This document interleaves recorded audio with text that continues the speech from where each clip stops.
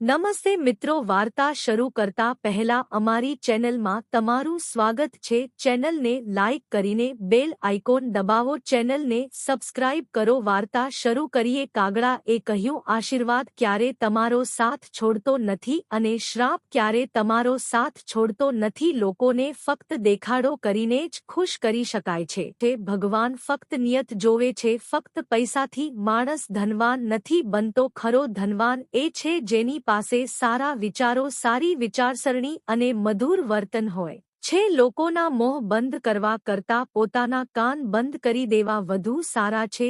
જીવન સારું બનશે। કોઈએ સાચું કહ્યું છે કે વાણીમાં ઘણી શક્તિ હોય છે। મીઠી વાત કરનારાઓનું મરચું પણ વેચાઈ જાય છે અને કઠોર વાત કરનારાઓનું મધ પણ વેચાતું નથી। જીવનમાં તમારી પોતાની ખરાબ આદતો સાંભળવી ખૂબ જ મહત્વપૂર્ણ છે, કારણ કે જો તમે રોજ તમારા વખાણ કરતા રહેશો તો તમે ક્યારે આગળ વધી શકશો નહીં। જો તમને દુઃખ હોય તો દવા પણ મળશે। નિરાશ ન થાવ, કારણ કે જેણે તમારું ભાગ્ય લખ્યું છે તે બ્રહ્માંડનો સૌથી મહાન લેખક છે। તમે ગમે તેટલી મારી પ્રશંસા કરી શકો છો, પરંતુ કાળજીપૂર્વક વિચાર્યા પછી મારું અપમાન કરો, કારણ કે અપમાન એ છે જે તક મળે ત્યારે ખરાબ ગંધ સાથે પાછું ફરે છે। તમે પાછળ જઈને તમારા ભૂતકાળને સુધારી શકતા નથી, પરંતુ આજે ઓછું કરીને તમે ચોક્કસપણે તમારા ભવિષ્યને સુધરી શકો છો। એવા લોકોને નફરત ન કરો જેઓ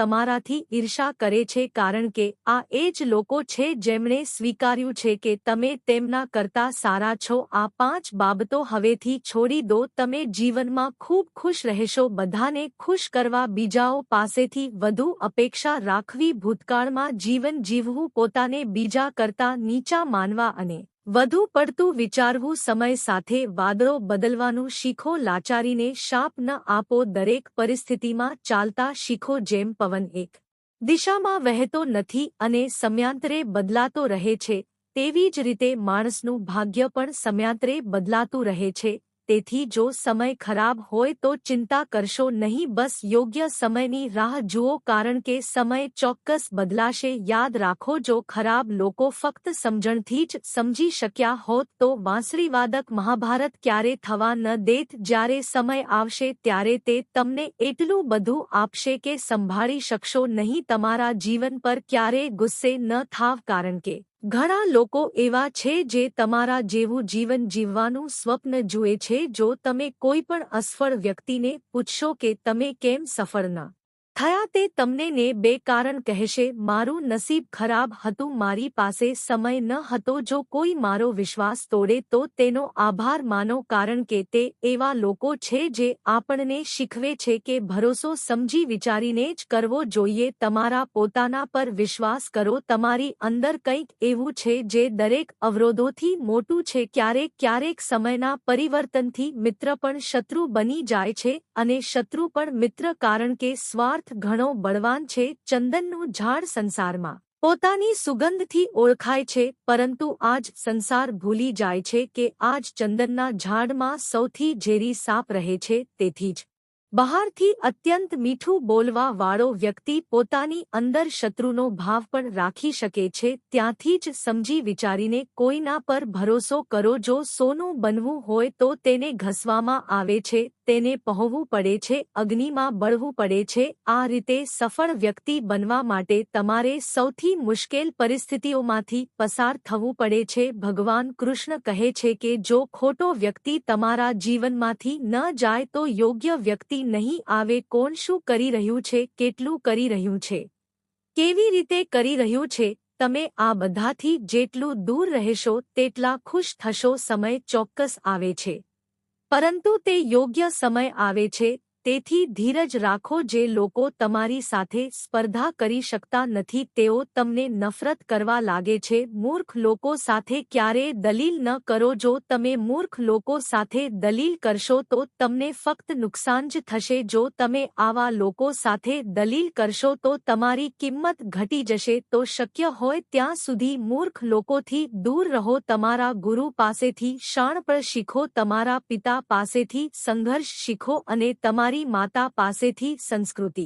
શીખો, બાકી જે બચ્યું છે તે તમને દુનિયા શીખવશે. જ્યાં જેનો ખોરાક રહે છે, સમય તેને તેની સાથે બોલાવે છે. કોઈ કોઈના હકનો ખાતો નથી. ફક્ત બે વસ્તુઓથી સંસાર બધા સંબંધ ખોઈ નાખે છે, એક ગલતફેમી અને બીજું વ્યક્તિનું અભિમાન. ભીડ હંમેશા તે જ રસ્તા પર ચાલે છે જે સૌથી સરળ હોય, પરંતુ તેનો અર્થ એ નથી કે ભીડ હંમેશા સાચા માર્ગે ચાલે છે. તમારો પોતાનો રસ્તો પસંદ કરો, કારણ કે તમારાથી વધુ સારી રીતે તમને કોઈ જાણતું નથી. મન કરતાં વધુ ફળદ્રુપ કોઈ જગ્યા નથી, કારણ કે ત્યાં જે કંઈ વાવ્યું છે તે ચોક્કસ ઉગે છે. પછી ભલે તે વિચારો હોય, નફરત હોય કે પ્રેમ હોય, ઇતિહાસ સાક્ષી છે કે જેની તાકાતનો મુકાબલો થઈ શકતો નથી, તેને દુનિયા બદનામ કરવાનું શરૂ કરે છે.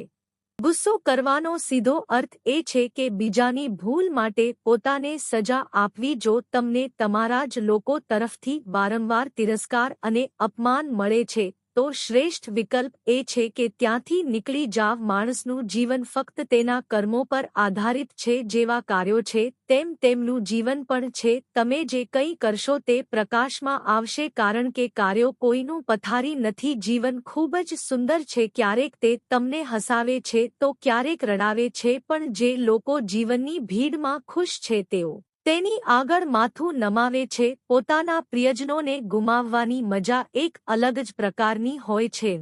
યા પછી હસવાની મજા જ અલગ હોય છે. દરેક એક વ્યક્તિ જીવનનો એક ભાગ છે, પણ હાર પછી જીતવાની મજા જ અલગ પ્રકારની હોય છે. સારા બનવા માટે કોઈની નકલ કરવાની જરૂર નથી. એટલા સારા બનો કે લોકો તમારી નકલ કરવા લાગે. તમને 2 વાર જીવન મળે છે. આ ખોટું છે. મૃત્યુ ફક્ત એક જ વાર મળે છે. જીવન દરરોજ ઉપલબ્ધ છે. તમે પોતે જ તમારા હાસ્યના માલિક બનશો. કોઈ તમને રડાવી શકશે નહીં. જો કોઈ તમારી પાસે કંઈક માંગે તો તેને આપો, કારણ કે ભગવાને તમને ભિખારીઓમાં નહીં પણ આપનારાઓમાં રાખ્યા છે. યાદ રાખો, સારો સમય જોવા માટે તમારે ખરાબ સમયનો પણ સામનો કરવો પડે છે. બધાની સેવા કરો, પણ કોઈ પાસેથી કંઈ અપેક્ષા ન રાખો, કારણ કે સેવાનું સાચું મૂલ્ય ફક્ત ભગવાન જ આપે છે.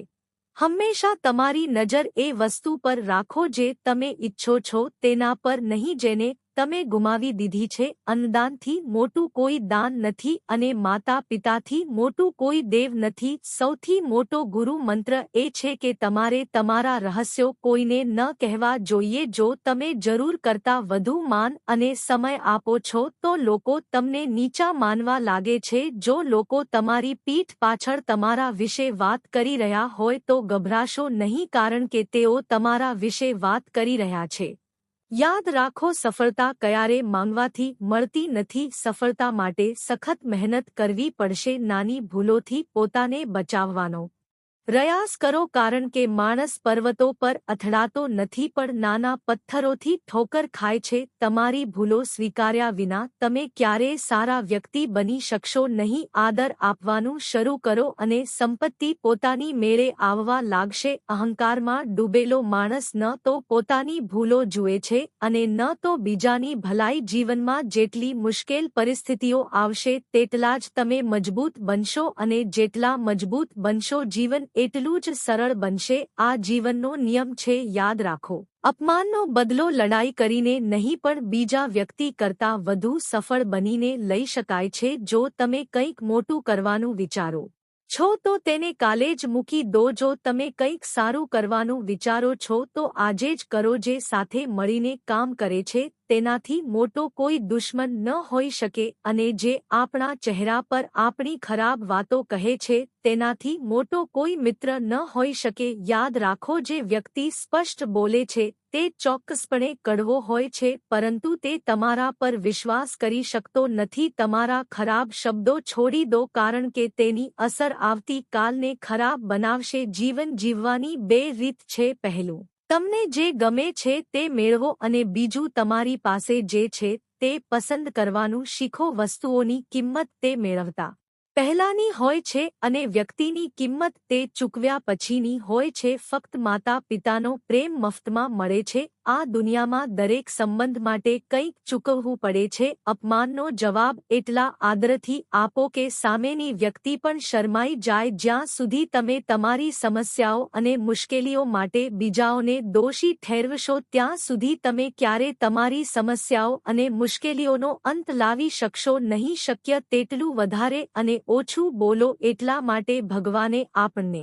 બે કાન અને એક મોં આપ્યું છે. તમારા દુઃખ અને સમસ્યા બીજાઓને ન કહો, કારણ કે 90% લોકો ખુશ થશે કે તમારા જીવનમાં આ સમસ્યાઓ છે. ભગવાન કૃષ્ણ કહે છે કે કેટલાક લોકો દેખાડો કરે છે, જ્યારે નિકટતાનો સમય આવે છે ત્યારે બધા બધું સમજે છે. તમારી સમસ્યાઓ બધા સાથે શેર ન કરો. જો કોઈ મીઠી વાત કરી રહ્યું છે કે સહાનુભૂતિ બતાવી રહ્યું છે તો તેનો અર્થ એ નથી કે તે તમારો શુભેચ્છ છે. તમારા કર્મોનું ફળ દરેક પરિસ્થિતિમાં ભોગવવું પડે છે. દુઃખ વેચી શકાતું નથી અને સુખ ખરીદી શકાતું નથી. ક્યારેક તે વ્યક્તિ તમને રડાવી દે છે જેની ખુશી માટે તમે કંઈ પણ કરી શકો છો. ચહેરાનો રંગ જોઈને મિત્રો ન બનાવો, કારણ કે ચહેરાનો રંગ આજે સારો છે તો કાલે મુરહાઈ જશે, કારણ કે સમય એક જેવો રહેતો નથી. જેને તમે અત્યાર સુધી તમારા દિલમાં રાખ્યા હતા તે પણ તમને છોડીને ચાલ્યા ગયા. તેના માટે